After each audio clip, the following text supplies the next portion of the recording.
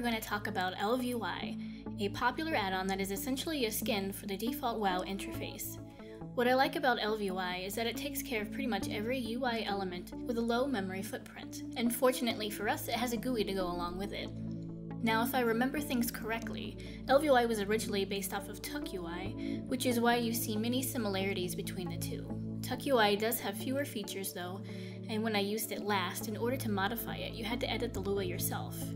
Fortunately, ElvUI is a little bit more user-friendly. You can download ElvUI on curse.com and keep it updated through the Curse client. ElvUI can change the look of the minimap, buffs, chat panels, unit frames, the guild and achievement window, the character sheet, and more. Let's hop on over to an alt so you can see what it looks like when you install it for the first time. As you can see, when you first install it, it will run through a small setup process. Just follow the instructions and hit continue. Eventually you'll come across layout options for different roles. You can always change it later. After that, we'll give you a hint about middle clicking on the minimap to see the macro menu, and then you're done. It will reload the UI and you're pretty much set.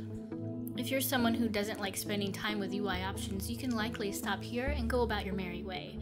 Of course, if you're like me, there's plenty of adjustments that you can make. To open up the config, just type /ElvUI, or you could just click on the little C underneath the minimap. Now, let's say you don't like where the player frame is, or you want to move the stance buttons around. You can move most of the UI elements by clicking on Toggle Anchors. There's even a grid that pops up, which lets you line things up perfectly. Reset Anchors will reset them to default, and Install will rerun the setup process. ElvUI does more than just change the appearance of your UI. It also has some utility as well, like announcing interrupts or auto repair when you're at a repair vendor. The experience and rep bar starts out at the top of the screen, but you can change its location here. Many of these options are self-explanatory thanks to the informative tooltips. ElvUI does come with its own bag system with buttons that will vendor graze, sort, and stack items. Another feature that I like is how the map changes transparency when you're moving. You can change the dimensions of the left and right chat panels here, and remove their backdrops as well. For even more customization, you can add your own textures to the panel background, provided they're in Targa format. At the bottom of the general section is where you can change the global font settings, texture options, and colors. While some settings are updated instantly, others will need a reload of your UI to complete. The action bar section is where you can customize your action bars naturally. You'll notice the keybind mode button here. Pressing it will let you start assigning your keybinds. Just hit the new key while hovering over where you want it to go. Hitting escape while hovering over a keybind in this mode will delete it. You can also go into this mode by just typing /KB. Below that are settings for how many buttons you want per row, the size of buttons and spacing between, and so on. Keep in mind that the settings here apply to whichever bar you have selected up top. The chat section is where you can change the font settings for chat, adjust spam and scroll intervals, and the minimum level required for someone to be able to whisper you. By default, ElvUI will linkify URLs, shorten channel names, and show the link tooltip on hover. As you can see, ElvUI does come with some additional fonts for variation, and if you have your own fonts installed through something like shared media, they will show up here as well. Class timers show status bars above your player and target frames that show buffs, debuffs, and trinket procs. You can also add filters to prevent certain things from showing up. Data text are these tiny little info texts that you see below the minimap and chat panels. Here you can specify which ones you want to see and where.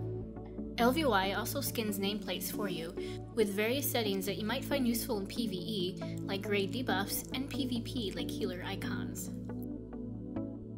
It also has a threat section that automatically colors and scales nameplates based off threat, so if you're a tank and you're losing threat, the nameplate will change color and can change size.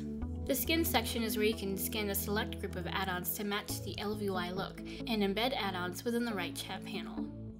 If there's a part of the Blizzard UI that you don't want skinned, select Blizzard from this dropdown and uncheck it. The tooltip settings are pretty simple, while the unit frame section has a bit more depth to it. Odds are you'll be happy with the default settings here, but if you want to tweak how your unit frames look, this is where you do it. In the general subsection, you'll find font and color settings. You can change the look of an individual unit frame by choosing one from this drop-down list. Here you can change the size, the low mana threshold, and various other settings like enabling the player portrait or showing the name and level. ElvUI also comes with RAID frames. If you're using another mod like Grid or Voodoo, you can simply uncheck Enable to prevent a second set of raid frames from showing up. There are 2 raid categories here, one for up to 25 players and another for 40-mans like BGs. I've been using ElvUI since Firelands and I really like it. If you're looking for a UI overhaul, this might be just what you need. That pretty much covers the basics of ElvUI. I hope it's been helpful for you. If you'd like to recommend a topic for the next UI workshop, please let us know over at learntoraid.com/forum/UI-suggest. Don't forget to subscribe to us on YouTube, like us on Facebook, follow us on Twitter, and watch our stream on Athene Live. Thanks for watching and have a great day.